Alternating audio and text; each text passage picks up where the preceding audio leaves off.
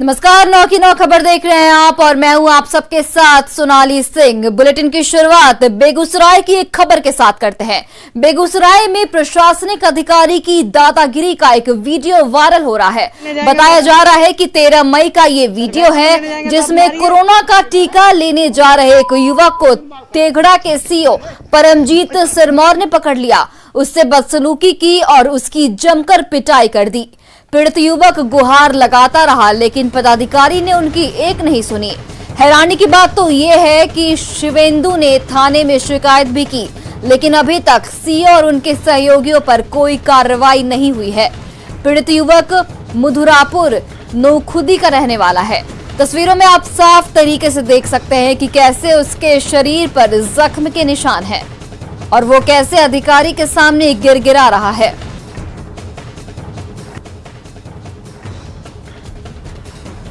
Sir vaccine लेने जाएंगे तो आप मारिएगा। सर वैक्सीन लेने जाएंगे तो आप मारिएगा।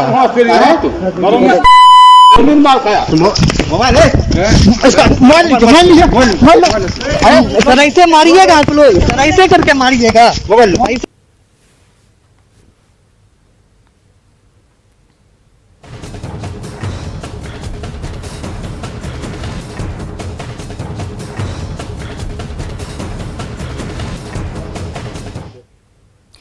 तेघड़ा के सीईओ परमजीत सिरमौर की इस हरकत के बाद देखिए सवाल भी उठने लगे हैं। सवाल उठता है कि क्या लॉकडाउन में वैक्सीन लगाने जाना एक गुनाह है?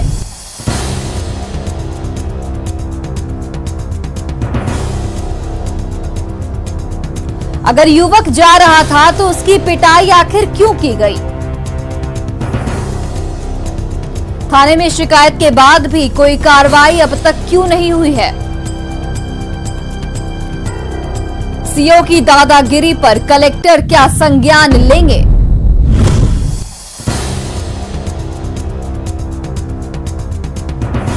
सवाल यह भी उठता है कि कलेक्टर सीओ परमजीत सिरमौर पर कार्रवाई करेंगे कि नहीं। और सबसे बड़ा सवाल कि परमजीत सिरमौर पर कब तक कार्रवाई होगी।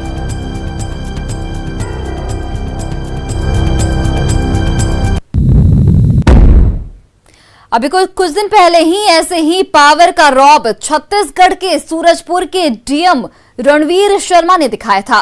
वीडियो वायरल होने के बाद उन पर सरकार ने कार्रवाई की और डीएम को पद से हटा दिया गया। ठीक उसी तरह की दादागिरी बेगूसराय के तेघड़ा के सीओ परमजीत सिरमौर ने की। दोनों तस्वीरें आपके सामने है, देखिए टीवी स्क्रीन पर। अब सवाल है कि एक तरह की गलती की सजा एक को मिली तो दूसरे को कब मिलेगी। देखिए हम आपको दो तस्वीरें दिखा रहे हैं टीवी स्क्रीन पे। एक छत्तीसगढ़ के सूरजपुर की तस्वीर है जहां पर आप देख सकते हैं कि किस तरीके से पुलिस की दादागिरी नजर आ रही है और दूसरी तरफ बिहार की तस्वीर जो सीओ पर कार्रवाई का इंतजार किया जा रहा है लगातार। तेघड़ा सीओ की दादागिरी की हम तस्वीर आपको दिखा रहे हैं और ये कहीं ना कहीं पुलिस की कार्यशैली पर सवाल उठाता है।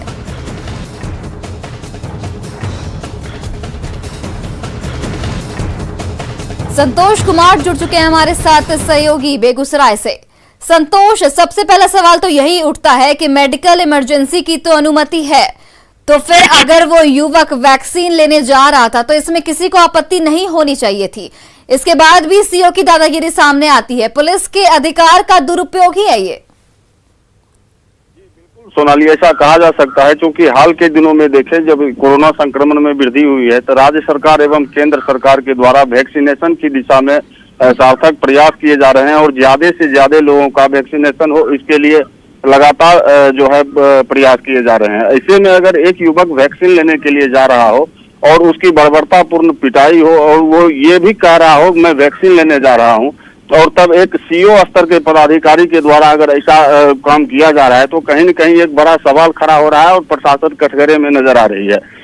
क्योंकि ये मामला जो है जिस ढंग से ये शिवेंदु कुमार जा रहा था वैक्सीन लेने के लिए और तब एकाएक उसको रोककर और सीओ की मौजूदगी में उसकी पिटाई की गई। इतना ही नहीं, जब युवक ने विरोध जताया और बताया कि मैं वैक्सीन लेने के लिए जा रहा हूं तो उसके मोबाइल को छीनने का प्रयास किया गया। तो ये कहीं न कहीं एक बड़ा सवाल है और इसके लिए निश्चित रूप से कार्रवाई, जो भी पदाधिकारी हैं जो दोषी हैं उन पर कार्रवाई होनी चाहिए। और सभी प्रशासन की सबसे बड़ी बात तो यही है कि 13 दिन बीत जाने के बाद भी अब तक कोई कार्रवाई नहीं हुई है। सेम मामला सूरजपुर में भी देखने को मिला था, लेकिन वो तो डीएम नप गए, लेकिन यहां पर कार्रवाई कब तक होगी? जी, ऐसा कहा जा सकता है क्योंकि 13 दिन बीत भी चुके हैं और जो पीड़ित पक्ष है उसके द्वारा प्रशासन में लिखित आवेदन भी दिया गया है, बजाते सीओ के नाम से दिया गया है, जो उनके द्वारा पिटाई की गई थी। लेकिन अभी तक अगर प्रशासन संज्ञान नहीं ले रही है तो ये कहीं न कहीं सवाल जरूर खड़े हो रहे हैं। और निश्चित जिला प्रशासन के संज्ञान में ये बात आई है। अब ये देखने वाली बात होगी कब तक इन पर कार्रवाई होती है, क्योंकि हाल के दिनों में ऐसा देखा गया है कि कई जगहों पर जो भी दोषी पदाधिकारी हैं उन पर कड़ा एक्शन लिया गया है। लेकिन बेगूसराय में अगर ऐसा नहीं लिया जा रहा तो फिर ये सवालों के घेरे में है। जी सोनाली। संतोष, ये भी जानना चाहेंगे कि अभी युवक की हालत कैसी है, क्या अभी भी गंभीर हालत उसकी बनी हुई है? देखिए, जहां तक वो पिटाई के बाद का बात है, युवक के परिजनों के द्वारा उसका जो है इलाज करवाया गया, निजी क्लिनिक में करवाया गया। उसके बाद युवक में लगातार सुधार हुआ और अब वो ठीक है, लेकिन कहीं न कहीं मानसिक रूप से उसमें अभी भी ये तनाव है जो बेवजह उसकी पिटाई की गई। और लगातार वो न्याय के लिए गुहार भी लगा रहा है और प्रतीक्षा भी कर रहा है कि कब उसको न्याय मिल पाएगा। जी बिल्कुल संतोष, आपका बहुत बहुत धन्यवाद तमाम जानकारियों के लिए। तो देखिए, तेगड़ा सीओ पर कार्रवाई का अभी भी इंतजार किया जा रहा है। घटना के 13 दिन बीत गए हैं, उसके बाद भी अभी तक कार्रवाई नहीं हुई है, जो एक सवाल खड़ा करती है।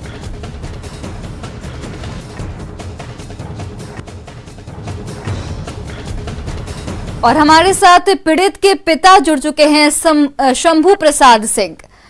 शंभू जी, सबसे पहले तो हम आपसे यही पूछना चाहेंगे कि आपके बेटे की पिटाई होती है, वो भी बिना वजह, वो वैक्सीन लेने जा रहा था, क्या कहना चाहेंगे? जी, ये सच्ची घटना है कि उसके वैक्सीन लेने का शेड्यूल मिला था।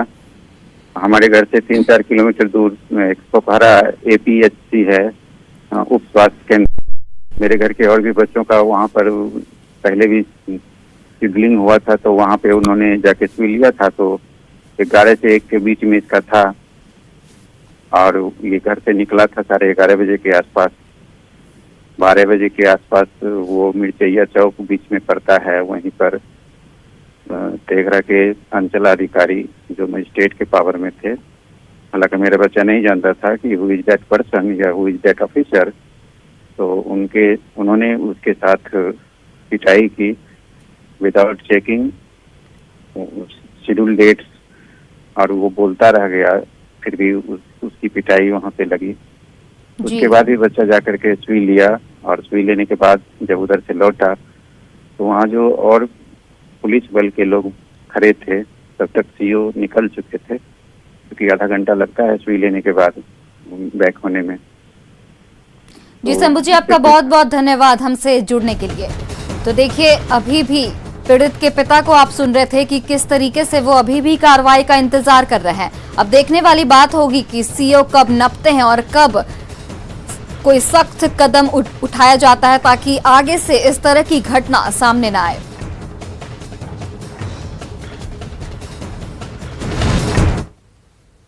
अब बात तबाही लेकर आते तूफान की।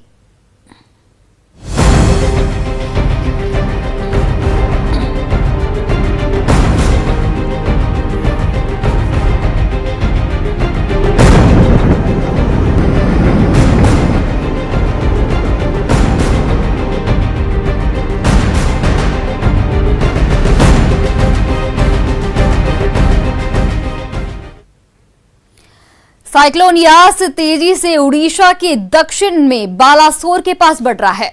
चक्रवाती तूफान यास के उड़ीसा के धामरा में कुछ ही घंटों बाद टकराने की आशंका जताई जा रही है। करीब 11 बजे का वक्त बताया जा रहा है जब साइक्लोन यहां टकराएगा। तूफान के मद्देनजर कई राज्यों में अलर्ट जारी कर दिया गया है। उड़ीसा में सबसे ज्यादा नुकसान की आशंका जताई गई है, वहीं बिहार, झारखंड में भी अलर्ट है। पश्चिम बंगाल के दीघा में तबाही की तस्वीरें भी दिखने लगी हैं। यहां कई पेड़ों को तेज हवा ने उखाड़ फेंका है। आईएमडी के मुताबिक जब तूफान टकराएगा तो हवा की गति 130 से 140 किलोमीटर प्रति घंटे की रहेगी।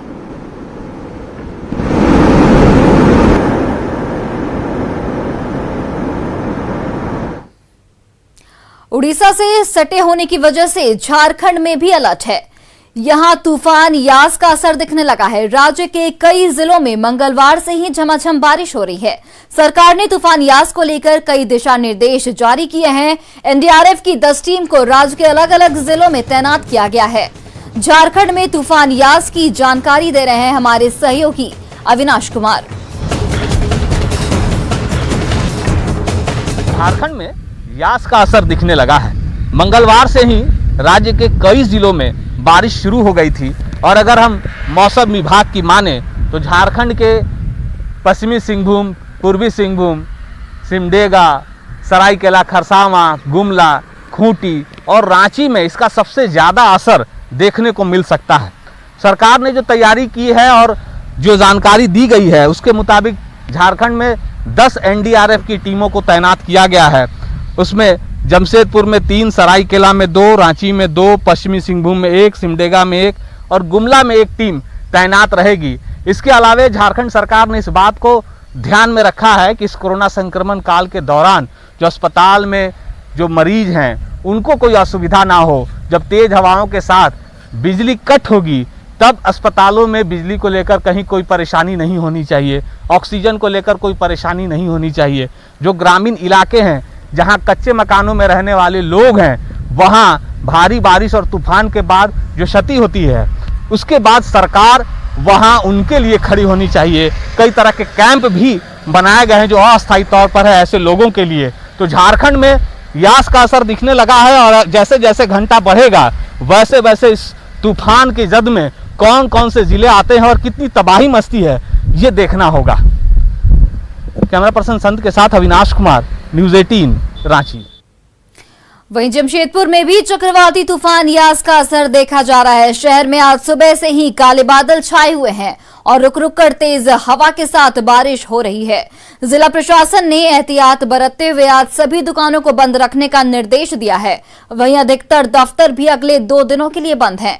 निचले इलाकों में रहने वालों को सचेत कर दिया गया है। हम खड़े हैं दुमुहानी के नदी किनारे। यहाँ पे लोगों को हिदायत दी गई है कि आप यास तूफान को लेकर के जिला प्रशासन ने हिदायत दिया है कि आप घर पे रहें, इधर उधर ना निकले, बेमतलब बेकाम कभी ना निकलें। आप देख सकते हैं आसपास जो नदी किनारे लोग रहते हैं उन्हें कल ही शाम में जिला प्रशासन के द्वारा बता दिया गया है कि नदी के किनारे यास तूफान जब आए तो आज सुबह 6 बजे से कल सुबह 6 बजे तक आपको नदी के किनारे नहीं जाना है और घर पे रहना है। बेमतलब का आपको नहीं निकलना है। मौसम अभी बनने लगी है तूफान को लेकर के, हल्की हल्की बारिश भी शुरू हो गई है और धीरे धीरे ये विकराल रूप लेगी। वहीं आपको बता दें कि एनडीआरएफ की टीम भी 3 टुकड़ी कल शाम को पहुंच चुकी है और उसके साथ साथ टाटा स्टील की टीम और आर्मी की टीम भी यहाँ पर है। कुछ भी विकट परिस्थिति होती है, हवाएं तेज चलती हैं, पेड़ गिरती हैं, तो उनको निपटने, जान माल का नुकसान ना हो इसके लिए एनडीआरएफ की टीम पूरी तरह से तैयार है। वहीं जिला प्रशासन के द्वारा कहा गया है कि आज से लेके कल सुबह तक सारे तरह के दुकानें बंद रहेंगे, मेडिकल दुकान को छोड़ करके। वहीं साथ साथ डीसी सूरज कुमार ने भी लोगों से अपील किया है कि आप कम से कम घर से निकले, बेमतलब का घर से अगर आपको कोई मेडिकल इमरजेंसी ना हो तो आप घर से ना निकलें। जमशेदपुर से अभिनव कुमार, न्यूज़ 18।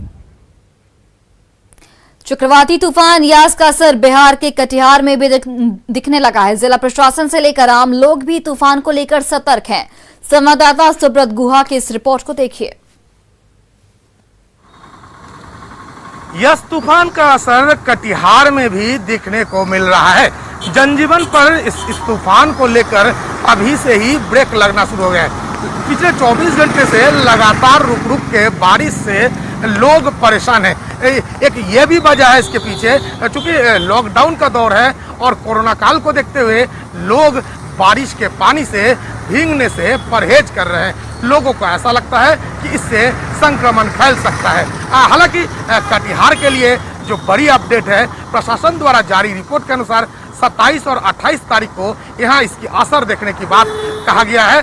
लेकिन जिला पदाधिकारी ने कहा कि अंचल स्तर पर तमाम अधिकारियों और कर्मियों को इसके असर को लेकर अलर्ट कर दिया गया है। कुल मिलाकर कटिहार में राहत की बात यह है कि यहाँ जो असर है वो मध्यम दर्जा के आकलन किया गया है और प्रशासन इसके लिए पहले से ही तैयारी कर लिया है। अब देखना है कि अगर तूफान की स्थिति बनता है तो कटिहार जिला प्रशासन के ये दावा कितना कारगर साबित होता है। सुब्रत, न्यूज़ 18 कटिहार। तो फिलहाल रुकते हैं एक छोटे से ब्रेक के लिए।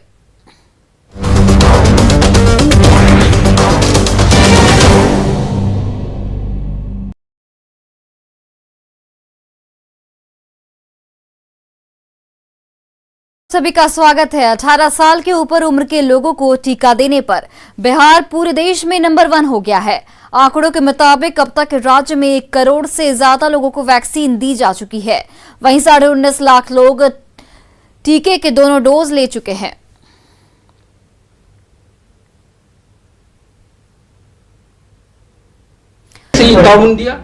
तो देखिए, बिहार वैक्सीन देने में नंबर 1 बन चुका है, जो कि एक उपलब्धि है। आपको बता दें कि 19.5 लाख लोग टीके के दोनों डोज भी लगवा चुके हैं, जो कि एक अच्छी खबर है। वहीं पूरे राज्य में 1 करोड़ से ज्यादा लोगों को वैक्सीन दी जा चुकी है। और ये एक अच्छी खबर है कि 18 साल के ऊपर उम्र के लोगों को टीका देने पर बिहार पूरे देश में नंबर 1 बना है। और हमारे जो जज साहिबान एक तरफ बिहार नंबर 1 बना है तो दूसरी तरफ झारखंड भी नंबर 1 बना है, लेकिन वैक्सीन की बर्बादी में। राज्य में केंद्र सरकार के मुताबिक 37.3% वैक्सीन की बर्बादी हो रही है। वैक्सीन की बर्बादी का राष्ट्रीय औसत 6.3% है। वहीं झारखंड में वैक्सीन की 37.3% है। तो देखिए, हम आपको 2 तस्वीरें दिखा रहे हैं, एक बिहार की, एक झारखंड की।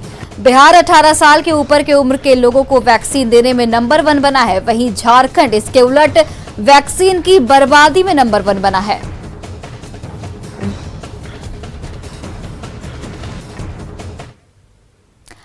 आज भगवान बुद्ध की जयंती है। इसको लेकर बोधगया समेत देश के कई हिस्सों में कार्यक्रम का आयोजन किया जा रहा है। बताया जाता है कि बोधगया में पीपल के पेड़ के नीचे बुद्ध को ज्ञान की प्राप्ति हुई थी। 563 ईसा पूर्व वैशाख पूर्णिमा को भगवान बुद्ध का नेपाल के कपिल वस्तु के पास लुम्बिनी वन में जन्म हुआ था। उन्हें भगवान विष्णु का 9वां अवतार माना जाता है। भगवान बुद्ध का बचपन का नाम सिद्धार्थ था और 29 साल की आयु में सिद्धार्थ ने संन्यास ग्रहण किया। 483 ईसा पूर्व वैशाख पूर्णिमा के दिन बुद्ध का परिनिर्वाण हुआ। लिहाजा वैशाख पूर्णिमा भगवान बुद्ध के जीवन से विशेष रूप से जुड़ी है।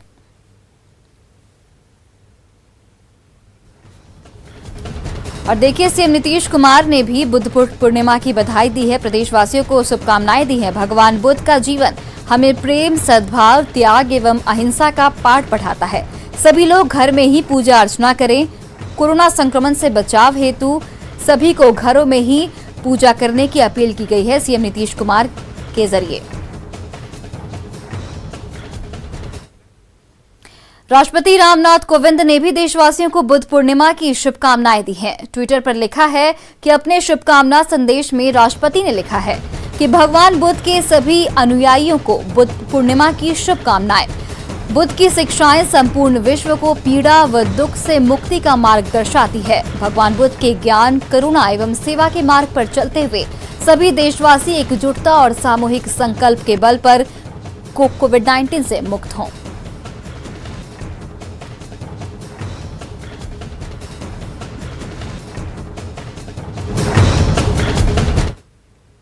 तो फिलहाल इस बुलेटिन में इतना ही। देश और प्रदेश की तमाम बड़ी खबरों के लिए आप देखते रहिए न्यूज़ 18 बिहार झारखंड।